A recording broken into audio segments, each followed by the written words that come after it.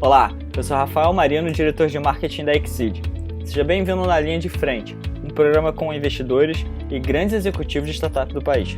A galera que está de fato tomando as decisões mais importantes de uma empresa. No episódio de hoje a gente conversou com o Fernando Campos, ele é CEO da Nuvem, maior e-commerce de venda de jogos de computador da América Latina. Tem cerca de 1,5 milhão de clientes e o interessante é que a Nuvem só recebeu investimento inicial. Desde 2011, a Nuvem cresce de forma lucrativa e sem necessidade de novos aportes.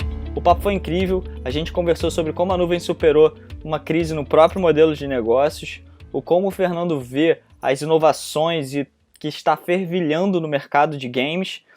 Muito foi falado também sobre o esporte e toda a economia que está por trás, e a gente também aproveitou o lado especialista de startup do Fernando para falar um pouquinho sobre esse segmento. Bem, espero que você goste desse episódio. Fernando, muito obrigado pela sua presença. Obrigado a vocês. É super interessante ter você participando daqui, porque você como CEO da Nuvem, que é uma empresa gigante aí no meio de games, é uma indústria que está super sendo falada. Vou falar um pouquinho sobre você.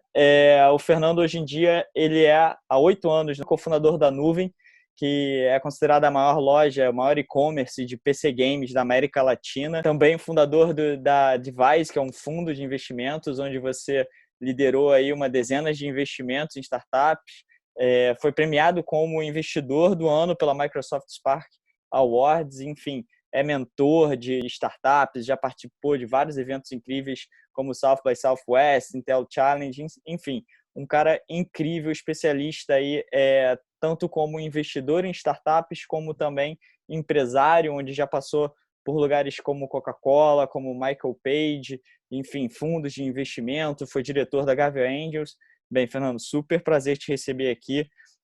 Conta um Um pouquinho prazer mais aí também, Dani. sobre você e sobre a Nuvem. Como a gente já falou, né? Eu sou um empreendedor aí, talvez de nascença. Sempre fui um cara que gostava de tecnologia e empreendedorismo desde bem pequeno, antes mesmo de saber o que significava a palavra.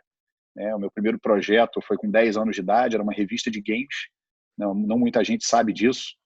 O projeto acabou não indo muito longe, mas, enfim, foi uma primeira tentativa. Meu primeiro negócio efetivo foi com 16 anos, vendendo produtos naturais de porta em porta. Depois disso, enfim, fui para a faculdade e tive uma mistura de experiências bastante grande entre startups minhas, né, que eu mesmo fundei, como também empresas de mercado, né? Como você mencionou, eu trabalhei em fundos de investimento, trabalhei em banco, mas também tive startups, né? Tive uma startup de pagamentos em 99, tive uma outra de educação, também trabalhei para a Coca-Cola, mas acabei decidindo, em 2009, efetivamente me dedicar à minha paixão, que sempre foi a tecnologia. Nessa minha decisão de me dedicar, né, eu comecei a estudar o investimento anjo, estudar o investimento em tecnologia, comecei a fazer investimentos em empresas de tecnologia, até que um dia eu conheci o Thiago, né, que foi o primeiro fundador da Nuvem. O Thiago veio com uma proposta muito diferente para mim. Ele falou, não, cara, o meu foco são os jogos core, são jogos de PC, quem sabe também jogos de console, mas a gente está focado em outro tipo de conteúdo. E eu gostei muito da conversa que a gente teve, a gente se deu muito bem nessa fase inicial, nessa troca de ideias, e ele estava buscando investimento. E eu virei para ele e falei, Thiago, eu topo o investimento, mas eu não vou ser seu investidor, eu vou ser seu sócio. Eu não quero sentar na cadeira dos fundos e ficar esperando o relatório mensalmente. Eu gosto de games, sempre gostei, gosto do segmento, quero te ajudar e vamos trabalhar junto para fazer esse negócio crescer. E, enfim, daí nasceu uma relação aí que já dura 9 anos, muito feliz, né? Eu fiz o investimento inicial sozinho, fui o único investidor, outros investidores que estavam considerando acabaram desistindo, e eu topei o round inteiro, né? Não era um round grande, mas eu topei fazer o round sozinho, falei para ele, Thiago, eu vou fazer o round sozinho e eu vou te ajudar e vamos fazer esse negócio crescer, porque eu acredito que existe potencial grande, né? Você está falando de 2011, uma época onde a América Latina era um mercado completamente ignorado, completamente tratado como um mercado ruim, né? Um mercado de muita pirataria, onde as pessoas não queriam nem falar na possibilidade de conteúdo digital, né? Olha, o Brasil é pirataria, você não vai ganhar dinheiro nunca vendendo o jogo lá, porque ninguém se importa e deixa a coisa correr solta. E a gente acreditava que não. Na verdade, a nossa discussão sempre foi, e foi de onde surgiu o nosso alinhamento, de que o problema no Brasil da pirataria era uma consequência e não uma causa, né? A consequência da pirataria era a falta de precificação, a falta de oferta, a falta de forma de pagamento locais, jogos traduzidos, você não tinha nada disso. Então foi isso, disso a nuvem surgiu. A primeira coisa que a gente fez, né, os sócios da nuvem, né, bom, estava eu, o Thiago e dois outros sócios, né, um estava na Paraíba, o outro ficava no Rio Grande do Sul, o Thiago ficava na Ilha do Governador, no Rio, e eu ficava na Barra do Rio. E eu falei, olha, a primeira coisa que a gente tem que mudar de cara é que não dá para ficar todo mundo longe dessa maneira. Curioso falar isso hoje, né? Tá todo mundo de home office, né? Por outras razões, mas foi muito claro desde o início que a gente precisava estar junto nesse início da operação, né? Felizmente foi uma história feliz, porque a empresa cresceu de maneira orgânica, cresceu muito bem, uma taxa de mais de 30% ao ano desde que ela surgiu. Hoje temos o quê? 1,4 milhões de usuários. Super interessante. Você meio que uniu sua paixão por oportunidade de mercado que você via, que ninguém estava conquistando, e um modelo de negócio completamente diferente do que estava acontecendo, né? Eu me lembro, tipo, empresas como Zynga, né, que produzia jogos e acabou depois perdendo totalmente seu valor de mercado. E você vê uma coisa muito mais robusta, focada em jogos core, que, para quem não sabe muito, a definição de jogos core são esses jogos mais robustos, que têm histórias, não são esses jogos mais casuais do tipo mobile, ou jogos, enfim, mais, digamos assim, com menos jogabilidade, menos profundos, né? E me explica uma coisa. A gente está vendo agora que essa crise está impactando bastante o mundo de games. Imagino que esteja impactando a nuvem também. Por exemplo, eu vi que é o terceiro final de semana que a Steam, por exemplo, que é a maior plataforma aí de games, né, do mundo, mais acessada, ela teve cerca de 23 milhões de pessoas jogando ao mesmo tempo. Assim, um número absurdo. Como é que você vê isso impactando a indústria de games? Como é que vem impactando a nuvem? Efetivamente, a indústria de entretenimento ou qualquer coisa que possa ser feito remotamente vai crescer, né? Isso vale para o Netflix, isso vale para a Amazon, isso vale para todo tipo de atividade que está remota, que pode operar de maneira remota e atender os seus clientes de maneira remota, né? Então, praticamente todos os produtos digitais estão vendo, de consumidor, estão vendo algum tipo de impacto positivo. Na nuvem, o impacto está sendo muito positivo, as nossas vendas dobraram, né, praticamente dobraram, e a gente está vendo um crescimento sustentável e constante nesse período de quarentena. Isso se dá também por alguns fatores, né? O game, né, ele é um conteúdo cujo retorno pelo real gasto, pelo valor gasto, ele é muito alto, né? Se você for comparar um game a um filme, né, você pega um filme de 2 horas no cinema que custa R$30, né, você está gastando R$15 por hora de conteúdo. Você está falando desses mesmos R$30, você pegar um jogo que você vai ter no mínimo 10, 15 horas de jogo, né, no mínimo, se você quiser. Você pode ir muito além disso. Tem jogos onde você vai passar de 50, 60, até 100 horas de jogo, por serem conteúdos com muita profundidade, né, como você falou. A gente gosta de fazer uma analogia, né, das pessoas entenderem a diferença do jogo mobile, o jogo de celular e o jogo core, né, o jogo de computador ou o jogo de console, de Xbox, de PlayStation. A gente faz uma comparação que seria o equivalente a comparar um vídeo de YouTube com uma série do Netflix, né? São conteúdos muito interessantes, muito diferentes, né? Enquanto no YouTube você tem aquele conteúdo mais curto, mais descartável e que nem sempre a qualidade é tão boa, você tem, por outro lado, as séries da Netflix, que obviamente são menos numerosas, mas tem uma qualidade de produção e uma profundidade muito maior. Você não vê séries de Netflix, né, com menos de 30 minutos, 50 minutos por episódio. Então, o game acaba sendo muito vantajoso. Você consegue comprar jogos com preços muito bons, muito baratos, no momento onde você não tem muito o que fazer, né? Então, a gente acaba sentindo o mesmo efeito. Infelizmente, a gente gostaria que esse crescimento viesse não por conta de uma crise, mas o impacto acaba sendo positivo para esse tipo de indústria, né? E, obviamente, a gente entende que as pessoas estão buscando alternativas para ocupar seu tempo. Imagino que agora, como você falou, toda a indústria de game basicamente está surfando essa onda, né, por conta das pessoas em casa. Mas até na proposta desse programa aqui de falar sobre situações difíceis, por exemplo, também, a nuvem passou por uma situação difícil, que foi quando foi criado os Region Locks, né, que chamam. Depois da inovação digital dos CDs de jogos para PC, por exemplo, passarem para tudo ser online, acabou se criando umas séries, né, que era até um dos avanços contra a pirataria, que é essa série que você compra o jogo, que você compra basicamente um código para ativar, e as publishers acabaram criando esses region locks que acabou restringindo, né, digamos assim, as vendas de acordo com regiões. E aí a nuvem passou por um momento difícil, o que, no caso, hoje em dia, muitas empresas estão passando por conta da escassez de demanda, vocês passaram naquela época por um outro motivo. Como Isso. foi os processos? Porque isso afetou muito o seu curto e médio prazo, né? Porque você tinha planos, como hoje em dia várias startups tinham planos, e do nada cai uma bomba e você, caraca, ferrou, tenho que refazer tudo. Como é que foi esse processo? Isso foi em 2015. A gente passou por uma situação muito difícil, né? A gente tivemos um ano muito bom, explodiram as nossas vendas, né? A gente atingiu um patamar onde o nosso nome se espalhou internacionalmente e a gente começou a ter vendas de países que a gente não esperava. Então, a gente passou a ser top de vendas em países, assim, em alguns produtos, né? Como Coreia do Sul, né? A República Tcheca, vários países da Europa, UK, Austrália. A gente começou a ser descoberto por esse usuário que viu na nuvem uma oportunidade de comprar jogos a preços mais baratos. E a gente sempre teve algum tipo de proteção para poder isolar, né? Você tem uma política de preços dos publishers, né? Que são os detentores, né, dos direitos dos jogos, porque eles entendem que existe uma diferença entre o comprador de jogo dos Estados Unidos e do Brasil, né? O poder monetário, né, dessas pessoas são muito diferentes.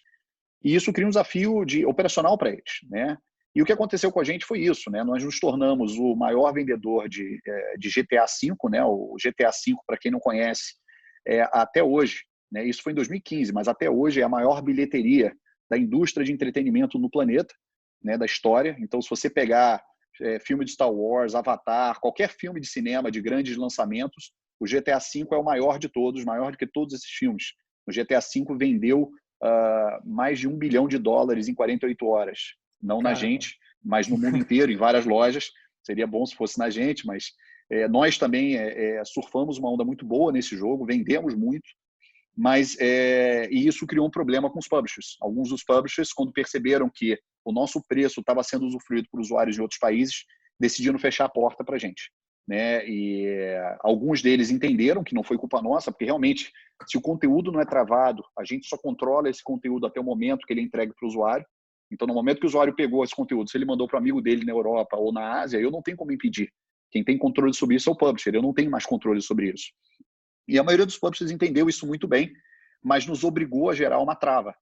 Olha, vocês precisam travar imediatamente a venda para esses caras. E a gente já tinha algumas travas, mas infelizmente nenhuma trava é perfeita quando se fala de conteúdo digital, mas eles criaram travas mais firmes e a gente teve que criar travas do nosso lado. As nossas vendas caíram mais de 50%, né, por conta disso. A gente teve que bloquear o cliente, né? Efetivamente, você tinha cliente vindo do mundo inteiro para comprar com a gente, e a gente teve que bloquear muitos dos produtos e muitos dos preços para esses caras e oferecer para esses caras o preço local que ele teria direito. E de uma hora para outra a receita cai 50%, 60%, você se vê numa situação de que, olha, a gente vai ter que fazer cortes drásticos. Então, a gente, infelizmente, como muita gente está passando por agora, tivemos que fazer demissão de muita gente na empresa. A gente mandou embora, acho que pelo menos 30% dos funcionários, né, que a gente tinha. Acho que até um pouco mais, 30%, 40% tivemos que desligar. A gente teve que mudar o nosso foco completamente, né? E aí isso significa que muitos dos projetos que a gente fazia em paralelo tiveram que ser engavetados. E, infelizmente, enfim, a gente teve que ajustar a empresa para sobreviver. Uma coisa que as pessoas não sabem, né? Eu fiz o primeiro investimento da nuvem, mas depois disso a empresa nunca mais captou externamente, né? Então a gente não tinha capital de venture capital, de fundos de venture capital ou de outros anjos que poderiam ajudar a gente a segurar isso. Demos um jeito, funcionou, e depois de 2016, dessa queda, crescemos consecutivamente todos os anos, né? Esse ano, por exemplo, a gente está com um crescimento bem acelerado. Ano passado foi um ano também de crescimento bastante acelerado. Então, a gente tem conseguido manter o crescimento sustentável na empresa e tentando, obviamente, ter aprendido com a nossa lição lá de manter o foco. Ou seja, a lição é cash is king, cortar custos, repriorizar, focar, fazer isso o mais rápido possível.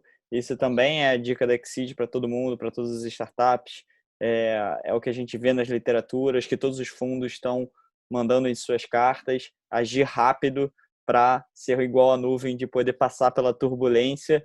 E agora fazendo um gancho com a indústria de game, que nesse momento está crescendo bastante, mas só alguns números que eu peguei aqui para o pessoal ter noção do que a gente está falando. A indústria hoje corresponde, se a gente levar em consideração PC, mobile e console, uma indústria de 2,4 bilhões de pessoas, isso se a gente que jogam, né, hoje em dia, isso a gente excluindo China, que é um supermercado, Índia e alguns outros países.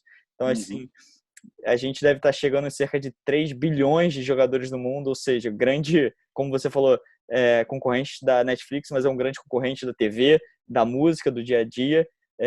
Então, um crescimento absurdo. O crescimento da América Latina, a gente vem vindo de 20% ao ano, que é um crescimento onde a nuvem está atuando, né, movimentando 4,1 bilhões de dólares.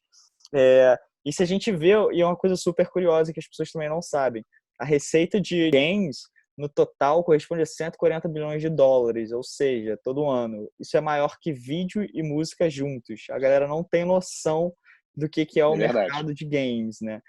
O mercado mobile crescendo absurdamente. Só nesse período de coronavírus cresceu 24% já. Então, assim, desde o Covid tem aumentado cerca de, sei lá, mais de 70% esse número de jogadores nas horas de pico. Então, falando do mercado um pouco, e uma coisa interessante também, que é outro insight que eu achei sensacional, que eu vi que 2025, cerca de 2025, é esperado que mais pessoas assistam outras pessoas jogarem, que no caso, por exemplo, uma plataforma gigantesca que vem crescendo cada vez mais é o Twitch, que foi comprada pela própria Amazon, né, por $1 bilhão. Isso. Então, é esperado que até 2025, de fato, as pessoas vejam mais os jogos do que, de fato, joguem os jogos, propriamente dito. Ou seja, super rival aí de outras grandes mídias, né? E isso entra muito no aspecto do que é muito falado sobre o esporte. Comenta um pouco pra gente sobre o que é esporte, Fernando. Bom, na verdade, é bem interessante e é um segmento razoavelmente novo, né?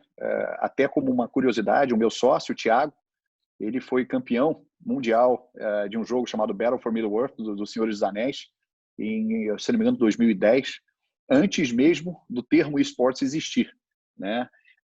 Basicamente, o termo esporte se refere a qualquer esporte digital, né? Seria uma competição digital baseada em games, né? Então, normalmente, isso está muito associado a jogos onde você compete profissionalmente, né, com times profissionais que treinam, que tem técnicos, que tem patrocínio, que tem toda a estrutura que você esperaria de um esporte normal. Você tem ligas, você tem chaves e campeonatos com prêmios até milionários. Então, é uma indústria que tem se destacado muito nos últimos anos, tem crescido bastante, mas é uma indústria que ainda sofre com muitos desafios, né? Eu acho que é uma indústria com potencial enorme, mas a dinâmica do esportes é muito diferente da dinâmica do esporte tradicional, porque você, na prática, você tem um dono do esporte que você está jogando. É como se alguém virasse e falasse, não, eu sou dono do basquete e ninguém pode jogar basquete no mundo se não for através de mim. Imagina isso, né? Então, esse é um desafio para o esportes, porque o esporte é o jogo e o jogo tem um proprietário, né? E você não tem como jogar esse jogo se você não tiver comprado ou pago, ou de alguma maneira a autorização do proprietário dele. Então, esse é um desafio. O segundo é que jogos eles tendem a ter um movimento mais curto de ciclo de vida do que um esporte tradicional, né? Você tem um futebol que existe há mais de 100 anos, enquanto os jogos de videogame normalmente vão ter um ciclo de vida mais curto, né? Alguns deles durando, quando você fala em termos de esportes, alguns deles durando aí 2, 3, 5 anos. Tem alguns casos que duram um pouco mais, mas em média os jogos de esporte são todos jogos recentes. A gente tende a falar, quando a gente discute sobre esportes dentro da nuvem, que esportes não é muito sobre games, ele é muito mais de broadcasting, ele é muito mais um business de broadcasting, de eventos, do que uma categoria de games. Porque a única coisa que tem de games ali é que efetivamente o que se está jogando é um game, né? Um videogame. Mas toda os economics, toda a estratégia, toda a maneira de conduzir, ele é um business de evento, ele é um business de broadcasting, né? Onde provavelmente os grandes ganhadores serão as empresas que estão habituadas ao broadcasting. Eu enxergo, inclusive, como sendo talvez até um lifeline muito interessante para as empresas de broadcasting que estão perdendo todo o seu tráfego de TV a cabo, né? Aquelas que lidam bem com broadcasting de eventos e de esportes, têm grandes oportunidades de efetivamente migrar e se tornarem broadcasters de esportes de alguma maneira ou de outra. Hoje, por exemplo, dia 16 de abril, eu estava aqui vendo a ESPN, estava passando campeonato da Champions, só que em FIFA, né? Os jogadores, campeonato de FIFA como se fosse simulando a Champions, incrível. Um dado também que eu vi, e eu não sei se é verdade, você pode até me confirmar, que hoje em dia o esporte é basicamente o segundo jogo mais assistido do brasileiro, só perdendo para o futebol. O acesso do público é muito simples, né? Um link, você clica, está assistindo live com a mesma qualidade que você esperaria assistir um jogo do Brasileirão. Só que você está falando de um jogo virtual, então você não precisa de muito espaço para isso. Existe, basicamente, a gente gosta de dizer que existe um jogo para qualquer pessoa, existe algum tipo de jogo onde você vai ser bom. Né? E isso aumenta ainda mais a base de usuários, a base de potenciais jogadores que você tem para aquele jogo. Eu vi que tinha uma onda muito grande dizendo que estava por vir uma bolha do esportes, que a economia não estava se sustentando. A gente vê jovens aí de 16 anos ganhando milhões em prêmios, por exemplo, e você foi direto ao ponto falando como é diferente a cadeia do esporte tradicional com a cadeia do esporte. No esporte tradicional, os clubes são donos dos seus times, né? E eles operam sob instituições de governo. No esporte é completamente diferente. Como se eles fossem donos os clubes fossem donos das ligas, que no caso é como se fossem as públicas, quem desenvolve o jogo, né? Tipo a EA, tipo a Epic, tipo a Tencent. E aí, no final das contas, esses eventos e tal podem acabar se tornando uma campanha de marketing. Como é que você vê essa bolha que falavam que ia estourar, que não ia ser sustentável sobre o esportes? E como é que você vê, será que essa crise mudou um pouco isso? Porque eu vejo também cada vez mais agora aumentando o número de pessoas, e talvez isso até mude o hábito das pessoas cada vez, né, catalisar essa curva aí de pessoas que assistem. Como é que você vê essa bolha? Por que toda essa discussão sobre o economics por trás? Essa discussão ainda é válida, tá? Eu não concordo com a existência de uma bolha. O que existe em esportes, existe um overhyping, que o pessoal fala, né? Existe muita empolgação, mas a questão do problema do esportes é que ele é muito dependente de patrocínio. Você não ganha dinheiro com ingresso, da minha forma você ganha no esporte tradicional. Você ganha muito pouco dinheiro com ingresso, para falar a verdade, porque a maior parte, esses mais de 100 mil, 500 mil, até 1 milhão de espectadores, a gente teve um evento recentemente do Free Fire no Brasil, que tiveram mais de 1 milhão de espectadores. Essas pessoas não pagam para assistir. Né? Muito diferente do cara que vai lá, paga o ingresso para o cinema, ou até mesmo do modelo de televisão, né? Onde a emissora paga pelos direitos de transmissão. Né? Então, no momento como a gente está vendo agora de crise, você pode ter uma audiência muito grande, mas a oferta de patrocínio diminui. E isso cria um problema para o economics do esportes, né? Porque as empresas que tinham verbas de marketing programadas para um crescimento projetado, as empresas de varejo, né, que, vamos dizer, um McDonald's da vida, que tinham todo um planejamento para o ano, eles agora têm que cortar. E a primeira coisa que eles vão cortar é patrocínio. Agora, eu não acredito numa bolha, eu acho que o que existe é um exagero, existe um exagero de empolgação, mas eu acredito sim que esse é um mercado que ainda vai crescer muito. Tá? Isso eu acho que não há dúvida que isso vai crescer. Eu vejo meus filhos, né? Meus filhos assistem muito as pessoas jogando, não só como esportes, mas como influencers mesmo. O cara está lá jogando, é um influencer que faz uma narração divertida enquanto ele está jogando, está conversando com a galera, e os jogadores adoram, as pessoas adoram isso. Então é uma dinâmica completamente diferente da transmissão tradicional, e isso está sendo aprendido ainda, as pessoas ainda estão aprendendo como é que a gente torna esse modelo de negócios mais sustentável, né? Que não seja só dependente do interesse de um patrocinador. E eu acho que esse momento agora vai ensinar muito isso. Por um lado, o público vai aumentar absurdamente, está aumentando, já é claro que está aumentando, as pessoas estão começando a ver esportes como nunca viram antes.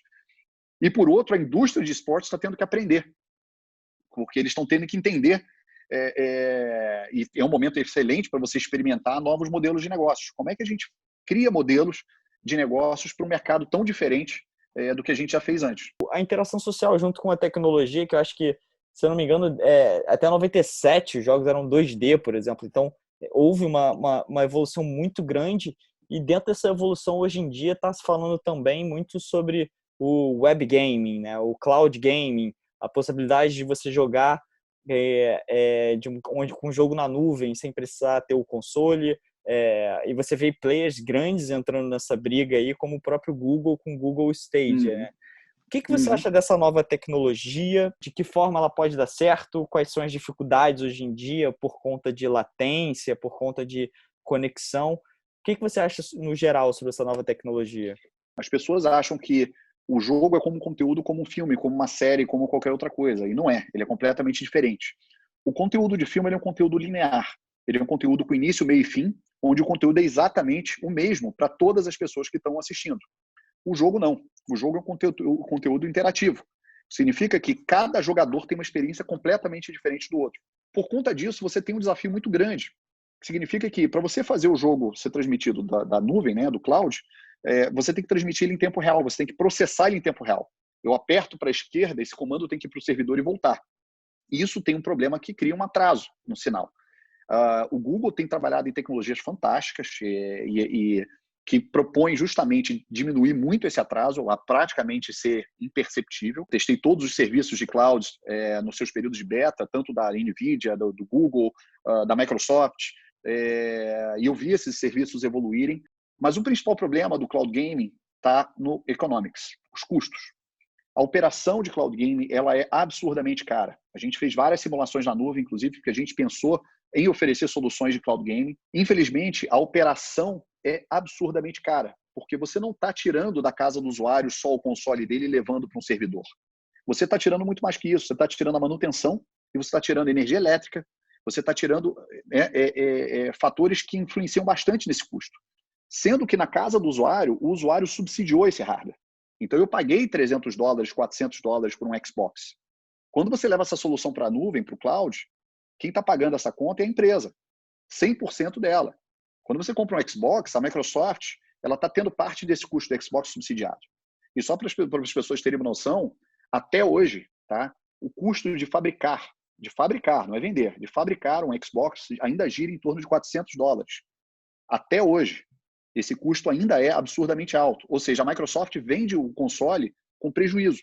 E ela repõe isso com a venda de jogos. Só que esse prejuízo para a Microsoft é muito menor do que para o Google, que tem uma base muito menor instalada do que o número de jogadores de console e tem que pagar todo esse investimento por conta própria. Então, é muito difícil essa conta fechar e isso é o que as empresas acabam tendo que lidar. E você adiciona a isso o fato de que a experiência ela ainda é flutuante, você vai pegar um usuário que não vai aceitar e vai acabar abandonando. Eu não sei se você sabe, recentemente, né, há uma semana atrás, o Google anunciou que o Stadia se tornou gratuito, totalmente gratuito, não tem mais assinatura.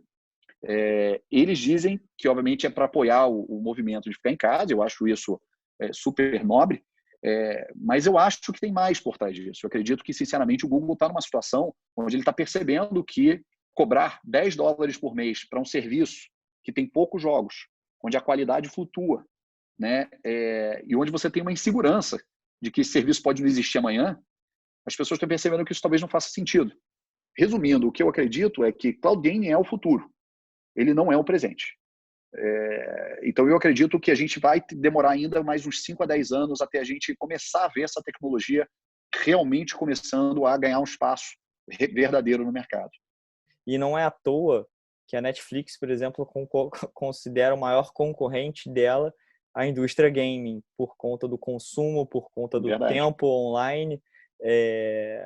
E além disso, tem o Economics, que a gente vê que muitas plataformas estão criando suas próprias, muitos desenvolvedores de jogos estão criando suas próprias plataformas e vendendo seus jogos exclusivamente ali, né? Tipo, você vê Epic, outras empresas que estão gastando, investindo milhões na compra da exclusividade, e isso vai afetar também o bolso do próprio consumidor. Dizem que esse modelo de subscription, que é basicamente um Netflix, só que aí você tem hoje essa briga toda de compra de conteúdo da Netflix, da Hulu, da Apple, todos aqui acaba pulverizando um pouco mais quem vai sofrer o consumidor, porque hoje em dia eu tenho que pagar Netflix, eu tenho que pagar Prime se eu quiser ver determinado conteúdo, eu tenho que pagar Hulu, se eu quiser ver o outro determinado conteúdo, ou Disney Plus, que acabou de lançar.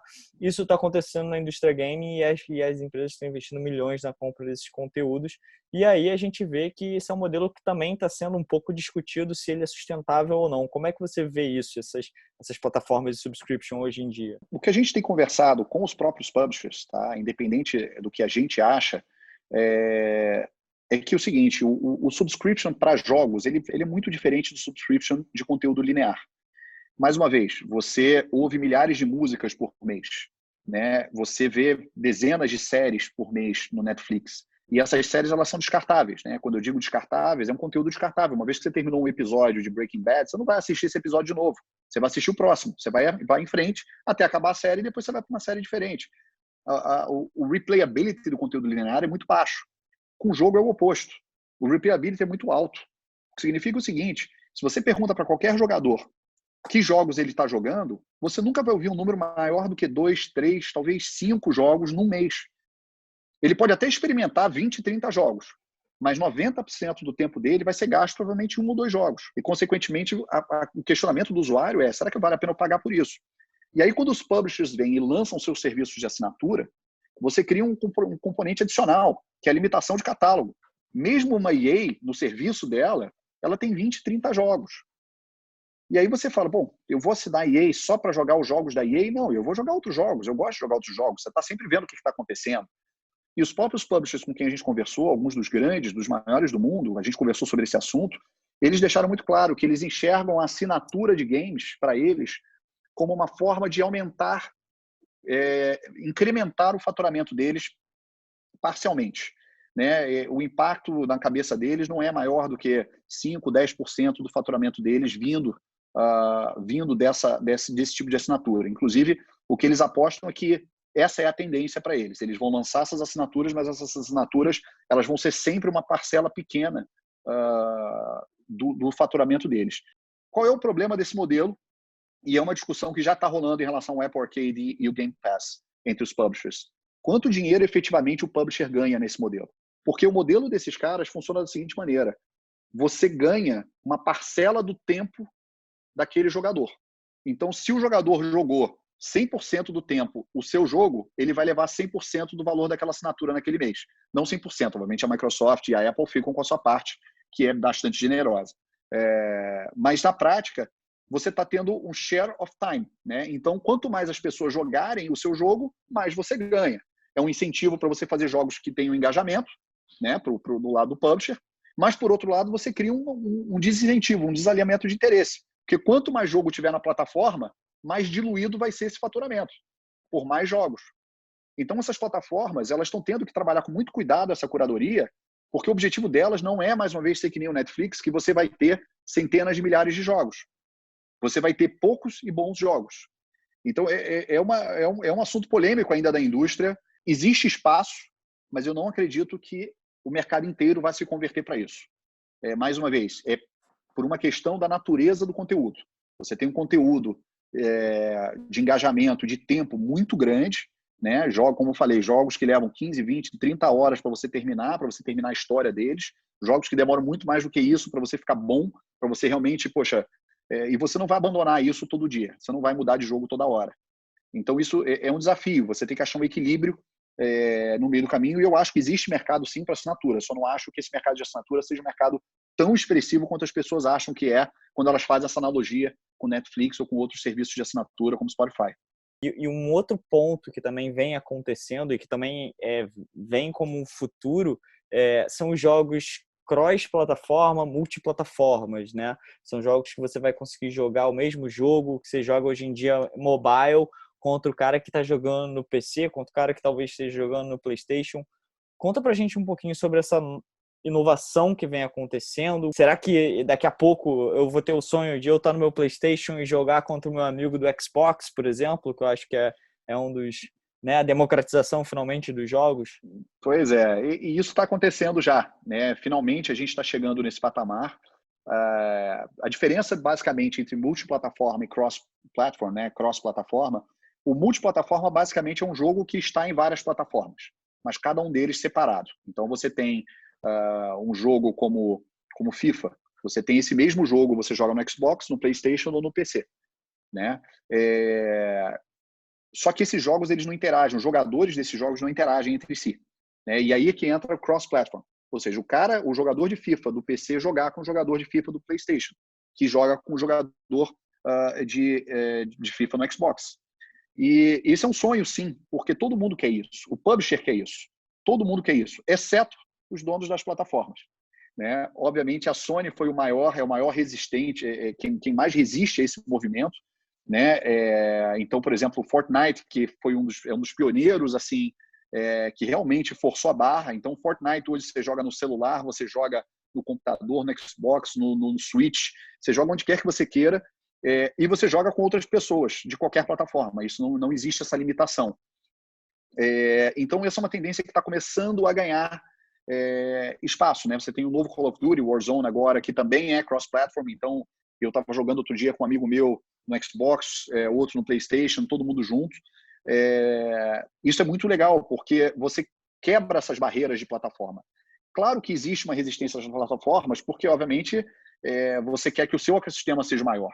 Se você é a Sony, que tem a maior base de jogadores, e realmente tem, por que eu vou querer dividir os meus jogadores com plataformas menores? Né? Então, o pensamento foi um pouco nesse sentido. Mas isso começa a mudar, né? E eles mesmos já mudaram, já revisitaram. A Microsoft fez parceria com a Nintendo para permitir cross-platform. Então, os jogos cross-platform estão começando a surgir e deve ser uma tendência natural. Eu diria que em muito pouco tempo, a maioria dos jogos multiplayer que forem multiplataformas também serão cross-platform. Agora, será que isso vai entrar também num quesito que hoje muito acontece com os sites que, sei lá, vencendo o desafio da distribuição, né, do ecossistema, como você disse, começa a entrar num mérito muito mais de experiência e performance? Você acha que as plataformas vão cada vez mais focar nisso? Porque qual vai ser a diferença se eu comprar um PlayStation ou se comprar um Xbox? Se o jogo eu posso jogar ou no meu computador, ou no meu PlayStation, ou no meu Xbox? Então, Exatamente. É ótimo ponto, assim, Rafael. E é exatamente isso. A grande verdade é que as plataformas elas estão vendo que o diferencial não vai ser mais no hardware. O diferencial vai ser no serviço, número 1, e no conteúdo, número 2. Então, o conteúdo exclusivo passa a ter um valor enorme, né? Então, por exemplo, você tem Halo, Gears of War, que são exclusivos da Microsoft. Nunca vão estar no PlayStation, a princípio, né? Os jogos do Mario, né? Zelda, esses jogos nunca vão sair, provavelmente, do Nintendo Switch. Pelo menos as versões grandes deles. Você tem a versão mobile, mas as versões mobile é outro jogo casual, não tem nada a ver com o Mario que você joga no Nintendo Switch. Mas realmente o que vai acontecer é que as pessoas vão ter que focar no serviço, focar na experiência. Os consoles hoje têm uma experiência muito boa, mas ela ainda pode melhorar. Cada vez mais o hardware ele se torna poderoso, né? O seu telefone hoje ele é muito mais poderoso do que computadores de 2, 3 anos atrás, se bobear. Né? Então, o hardware está se tornando cada vez mais poderoso. Só que a experiência ainda não está muito clara como é que ela vai ser melhorada. Porque a tela do celular é muito pequena. Você ainda tem que interagir nela com toque, que não é preciso. Você pode botar um teclado e mouse no celular, mas ninguém anda com teclado e mouse no bolso, nem tem como. Então, você ainda tem um desafio muito grande de interface, no caso do mobile. No caso do console, como é que você torna aquilo ali mais portátil? E no final das contas, o que todo mundo quer é o que você falou, a experiência. Todo mundo quer a experiência. A experiência tem que ser boa, tem que ser fluida. A gente, como nuvem, tem apostado num caminho de que o browser vai se tornar a nova plataforma. A gente acredita que o browser hoje, né, muita gente não conhece as tecnologias que os browsers estão lançando, né, o Chrome, o Firefox, a própria Microsoft que aderiu agora a mesma arquitetura, o mesmo framework, né, do Chrome. A gente acredita que essas tecnologias elas vão se tornar cada vez mais maduras, e o que a gente está vendo é que está se investindo muito dinheiro nisso e se está falando muito pouco nisso. Né? Então, tecnologias como o WebAssembly, que permitem que o seu browser ele tenha uma performance muito similar à de um aplicativo nativo, elas podem trazer os jogos efetivamente a esse universo totalmente portátil, sem necessariamente você depender de um hardware específico. Né? Mas isso ainda vai demorar um pouco para se desenvolver, mas a gente acredita que esse é um caminho intermediário antes que o cloud gaming esteja pronto para, enfim, entregar esse sonho aí que ele promete entregar. O que você está falando, então, é que eu vou entrar no meu Google Chrome, basicamente, entrar, acessar um jogo e jogar ali mesmo, sem nem ter que ter um download ou nada. Vai ser por ali. Na verdade, o que a gente acredita que vai ser isso, né? O Cloud Game, ele promete isso sem download nenhum. Ele está transmitindo uma imagem. O que a gente acredita é que você vai ter um caminho meio híbrido. Na verdade, o download acontece por trás dos panos. Enquanto você está jogando, o jogo está baixando. Mas esse jogo está sendo executado localmente na sua máquina. E qual é a vantagem disso? Quando você tem o jogo sendo executado localmente no seu hardware, né? Seja um telefone, seja um laptop, seja um computador ou um console, você não sofre os problemas de sinal que você tem, de latência, você tem um custo operacional absurdamente mais baixo, né? Você efetivamente basta ter arquivos num servidor, é muito mais barato do que você transmitir uma imagem. Então a gente acredita que existe um caminho intermediário onde você possa oferecer uma experiência 100% pelo browser, e o que a gente acredita na prática é que o seu sistema operacional vai deixar de ser o Windows. A gente realmente acredita que o Google Chrome começou a fazer com o Chrome OS é um grande sinalizador no futuro, de que o browser vai ser o seu sistema operacional. Ele já é hoje para muitas coisas, né? Eu acho que todos nós passamos o dia com o browser aberto, né? E-mail, usamos Slack, usamos Facebook, mídias sociais, assistimos vídeo, assistimos TV, né? Falamos com outras pessoas, tudo acontece pelo browser. Poucas coisas acontecem fora do browser hoje em dia, né? Especificamente alguns programas que precisam estar fora do browser ainda, mas eventualmente todos eles estão migrando para o browser, porque é muito prático. Imagina, eu acesso o endereço, eu estou lá. Eu vou para o computador na casa do amigo meu, eu abro o endereço, eu estou lá. Eu poderia fazer isso com jogo, posso fazer isso com outras coisas, a gente já faz isso com filme, a gente já faz isso com música. Então, essa, de certa forma, é a proposta do cloud gaming. Só que o problema do cloud gaming é que ele é uma proposta que ela é insustentável financeiramente, economicamente falando. Os unit economics são muito ruins e eles tendem a permanecer ruins. Essa outra maneira que a gente está pesquisando é uma maneira onde a gente acredita que o custo operacional é absurdamente mais baixo. Ele é muito mais viável, né? Você consegue executar isso com a infraestrutura atual. Você não precisa alterar muito do que já está sendo feito no mercado e nos próprios browsers hoje em dia. Sensacional. Vi que basicamente a indústria game vem fomentando uma quantidade de inovação absurda, não só para o game em si, mas como também para outras indústrias, como engenharia, como espacial, como filme, né? Sendo a quem está puxando isso. Fernando, eu queria agora aproveitar um pouquinho mais do seu outro lado, do seu lado investidor. Claro. Você é fundador do Devise, que investiu em Rappi, em Papify, Nutribang, grandes empresas hoje em dia. Como é que você está vendo o mercado hoje em dia? Como investidor, né? Como é que é o processo hoje em dia sobre investir numa startup? O que está acontecendo? Bom, eu diria que a gente tem o lado bom e o lado ruim, né? Até essa crise chegar, a gente estava num mercado muito favorável para investimentos, muito capital seguindo para startups, mais capital seguindo para late stage startups, né? Aquelas que já estão mais encorpadas do que early stage, mas você ainda assim tinha muito capital atrás de startups, né? A gente estava, até essa crise começar, passando por uma situação global de juros baixíssimos, né? Globalmente juros baixos, até mesmo juros negativos, né? Em alguns países, onde o investidor tradicional se via obrigado a procurar formas mais rentáveis, né, de aplicar seu dinheiro.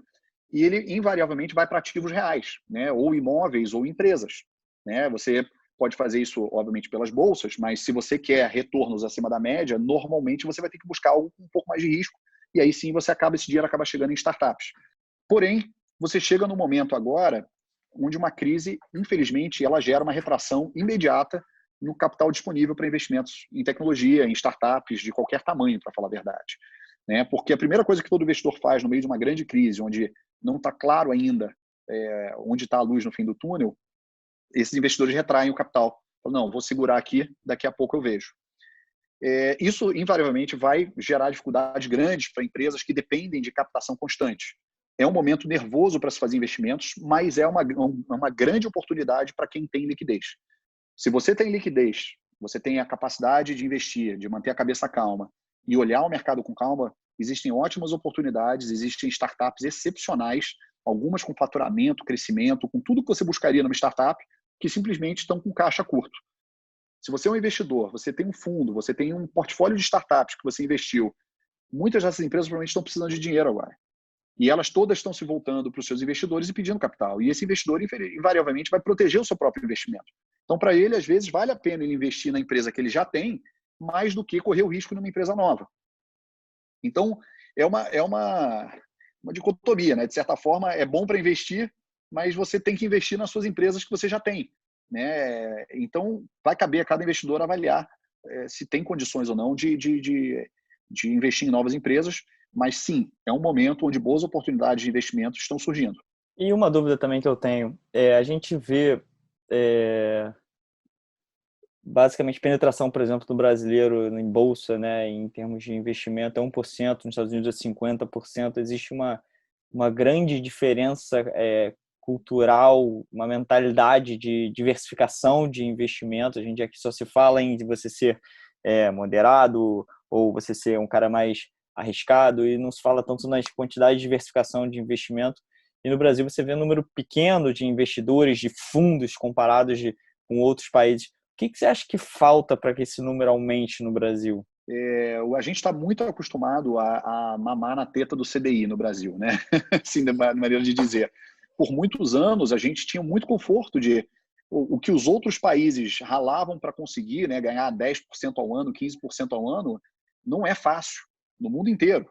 Mas no Brasil era fácil. Você botava ali, comprava título do governo e deixava correr. Então você tinha um conforto muito grande, né, que eventualmente acabou. Né? Nossos juros agora estão em patamares historicamente baixos, né, 4%. E o que acontece hoje é que esse mesmo investidor muito conservador, que não gosta de startups, ele tem que investir em outras categorias de ativos. O crescimento da Bolsa no ano passado, inclusive, muita gente aponta que foi primordialmente obtido de pessoas físicas, né, de brasileiras que entraram, poucos estrangeiros efetivamente entraram. Na prática, a maior parte do fluxo de capital estrangeiro saiu do Brasil. Então você vê a situação que a gente teve, né? O dólar subindo e a bolsa subindo também, né? Uma coisa meio estranha que a gente não estava acostumado a ver no Brasil. O que está acontecendo agora é que, obviamente, o dólar continua num patamar muito alto. O investidor brasileiro perdeu o poder de compra do ponto de vista de investimentos estrangeiros, né? Aqueles que não tinham algum tipo de hedge, algum tipo de proteção, e o que sobra é esse capital ser direcionado para o mercado nacional, né? Então, eu acredito que a gente vai sofrer uma mudança na base do choque, culturalmente. Né? A poupança, os investimentos em renda fixa estão todos rendendo muito pouco e você tem que ser criativo. Né? Então, quem quer ter um rendimento razoavelmente decente vai ter que se forçar a aprender a fazer investimentos em outras classes, e eu acredito que startups é uma classe que vai efetivamente receber bastante atenção. Sensacional, Fernando. Cara, deixa eu te perguntar. 3 livros aí, 3 a 5 livros, ou não sei, eu sei que você é um cara que lê bastante, um leitor ávido aí. 3 a 5 livros que mudaram a sua vida aí como empreendedor e investidor. E olha, um dos livros que eu mais gosto, que assim me impactou bastante, foi o Outliers. Tá? Esse é um livro que até hoje eu menciono para muita gente como um livro que me impactou bastante. Gosto muito de livros como Sonho Grande, eu gostei bastante. Você tem, obviamente, algumas biografias. Eu achei muito interessante a biografia do Elon Musk, por exemplo, que é uma mais recente. Você tem os clássicos que todo mundo fala, né, de gestão, como Hard Things About Hard Things ou Zero to One, que também são fantásticos. Esses Hard Things, eu acho que, assim, a gente, em todos os episódios, todo mundo citou esse livro. Impressionante. Ele é um livro excelente, ele é muito realista, muito mão na massa, né? Então é muito interessante. Agora, eu gosto de vezes tem livros que eu gosto que me impactaram no modo de pensar, né? Então, por exemplo, um livro que eu curti bastante foi Guns, Germs and Steel, do Jared Diamond. Então, esses são alguns dos livros que